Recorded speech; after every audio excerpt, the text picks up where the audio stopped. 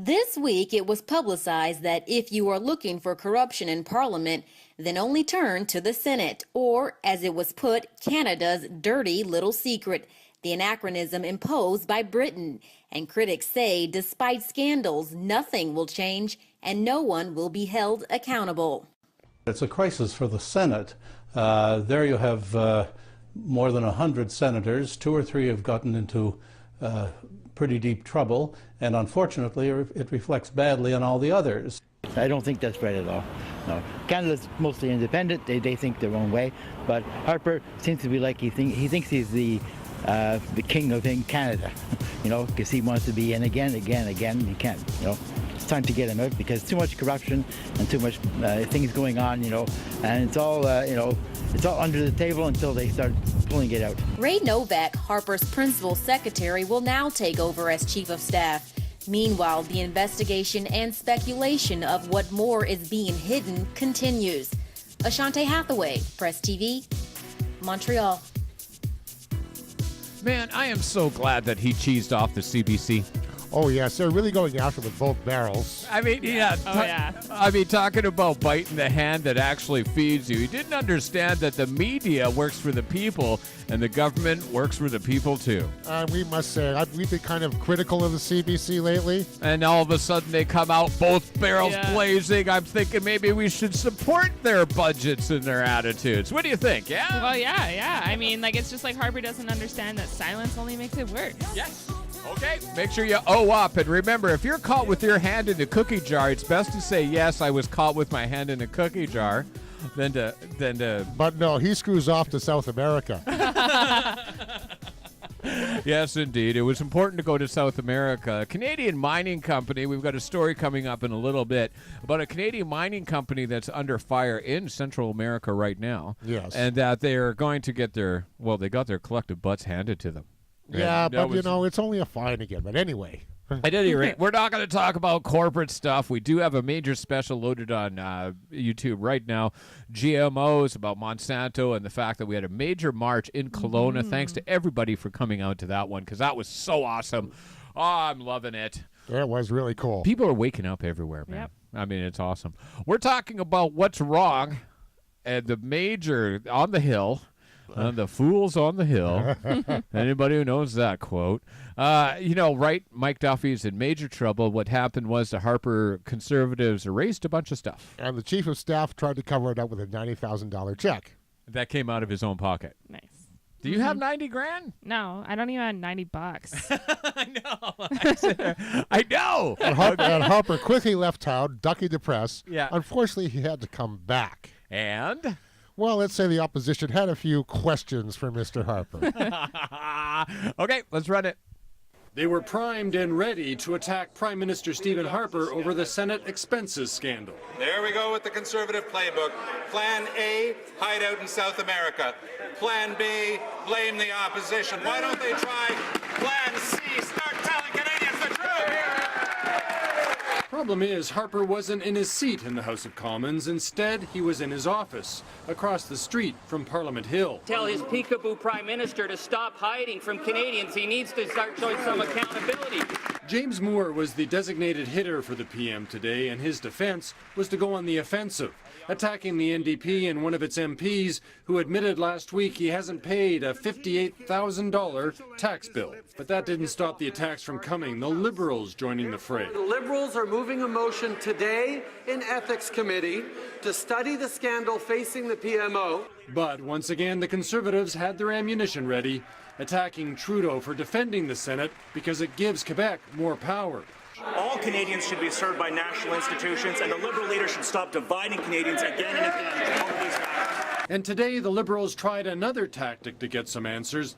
Newfoundland Liberal MP Scott Andrews called for full-blown parliamentary hearings into the Senate scandal. These are Conservatives that came into government on the high horse of accountability. They're the ones that talked about it for years. Now, you know, it's time to walk the walk. But the motion was defeated. Meantime, the Senate continues its investigations. Tomorrow, a committee starts re-examining Mike Duffy's expenses and gets the latest on the audit into Pam Wallen's spending. Jean Perbeau, Global News, Ottawa. I can't the peekaboo prime minister.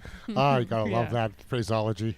I mean, if you're honest, you stand up, right? Yeah. Okay, and you just say, yeah, that's the way it is. I, come from the bar industry where we're forced to solve problems all the time, and we can't leave a problem unsolved. If you work in a restaurant, this is true. You work in mining or in construction, framers solve problems every day. But this is not his first dealings he's had with with trouble. Uh-huh. He's had a few, let's say, questionable things in the past couple of years. $3.1 million. Living expenses. Yep. F-35. Let's see now. Muzzling scientist. Well, I mean, it's just he's so arrogant, staying silent. He just thinks this is going to pass. I'm not going to get thrown from this throne. And and that's it. Like Mike Duffy with the arrogance. Yeah. Oh, well, I'm here, tough.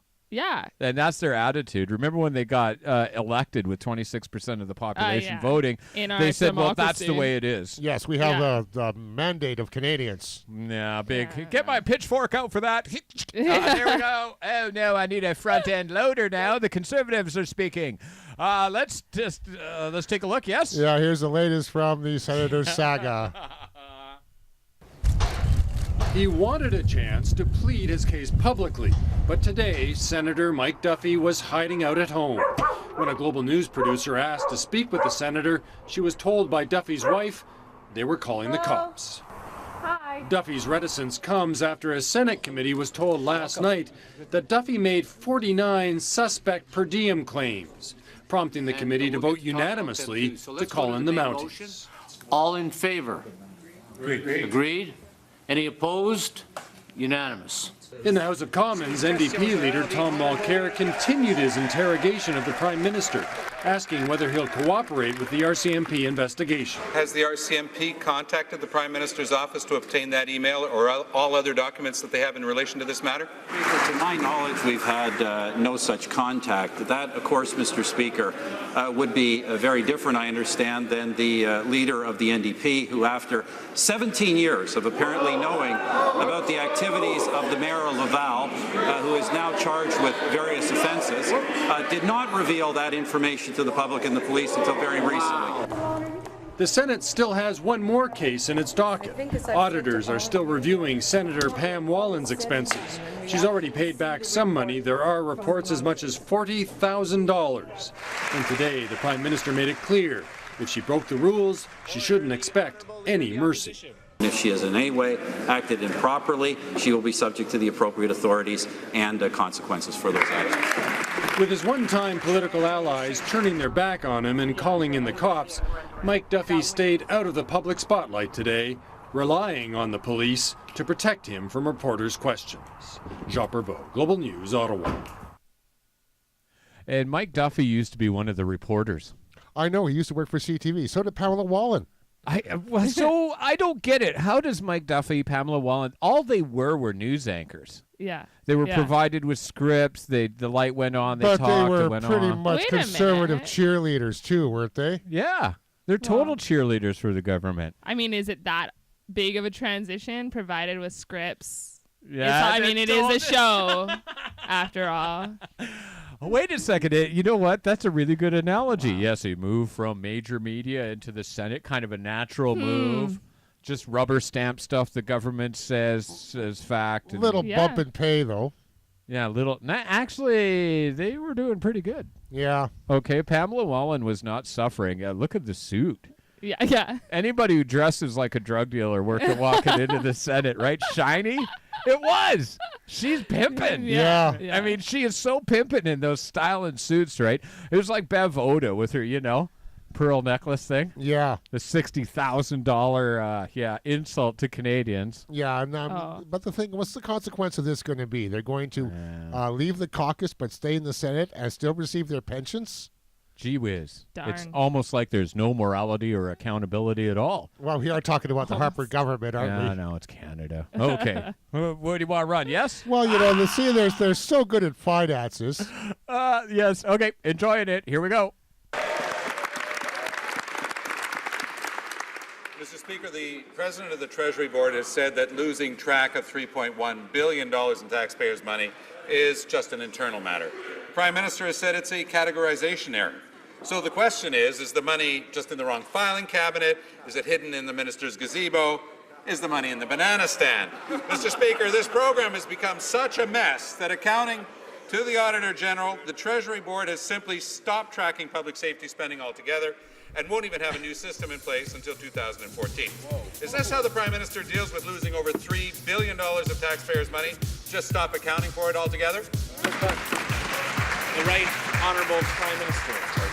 Speaker, the Auditor General said there's no money missing or lost. There are no red flags. Fact of the matter, this is a question of the form of reporting. The Auditor General has made some recommendations on how to do that better in the future. The Treasury Board has accepted those recommendations and will be moving forward on that basis.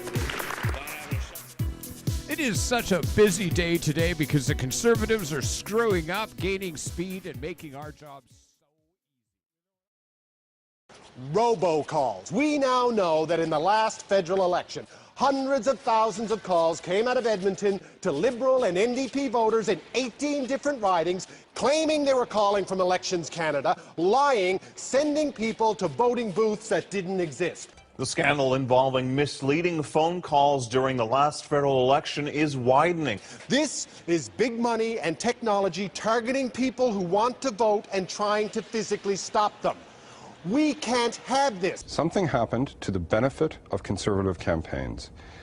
In order for it to happen, they had to have money, they had to have organization, and they had to have voter lists. There's a growing list of some 34 ridings all across the country where Liberals or the NDP allege dirty tricks, phony calls, trying to drive down their vote and help Conservatives. It just isn't good enough for the Conservatives to say they didn't know anything about it. It now appears that many more ridings were targeted than originally thought in almost every corner of Canada. Just one example is the Ontario riding of London West, where Liberal Doug Ferguson was defeated. He says his supporters got calls sending them to the wrong polling station, and they recorded one of them. And you should be going to vote at the Mulcair Public School. That was false, the wrong side of town. But we have always agreed that voting is a fundamental right. This is not a left or a right thing. This is just a thing. If we don't believe in that, what else do we have to believe in? Boris Wisniewski in Etobicoke Centre is going to be taking his case to court on May the 2nd. I have no doubt at all that it's contributed to the defeat of a number of candidates. In Mr. Wisniewski's case, he's going to be asking that there be a by-election and that there be a new election. Elections Canada stated that these phony phone calls deliberately disrupted the voting process. Now, how is this different from a bunch of goons with clubs blocking the door to a voter station, as we've seen in third world countries? One in particular, Etobicoke Centre Boris Rejnicki, who lost by just a handful of votes, and he was one of the targeted ones. So there at least is one case of a Liberal who may well have won had these dirty tricks not been played. Martha Hall Finley would be another case, Anita Neville, several ridings that we are aware of. Another new example is in Edmonton Centre. From what I understand, there were real people and robocalls, so there was a concerted effort in confusing the voters. When you're messing with an election itself, that is the fundamental basis of our democracy. If you're trying to mess with that goes beyond the pale. Harper claimed that his party only called its own troops, and he dared the opposition to prove otherwise. If they have any information, I challenge them to produce that information, give it to Elections Canada. There were those who tried to say that Watergate was just a couple of snoopy plumbers, but those journalists who pressed on found it was much more than that. What we're trying to find out is who made the calls, which private companies were hired by the Conservatives to do this, who was responsible to pay for those calls and to pay the companies that were doing them, what was the message that was delivered. And we heard the Prime Minister today literally challenging, if not daring, the opposition to come up with the evidence to prove it. When is the Prime Minister of Canada going to take some degree of personal responsibility? It makes you wonder about the legitimacy of the Conservatives' 39% majority mandate. Did they really win that last federal election? Or did they achieve their razor-thin majority by cheating? If stopping people who want to vote from doing so becomes the new normal, we will have hit a new low in the sewer that is Canadian politics. Their message is, if you can catch us, then catch us. Otherwise, we're going on business as usual.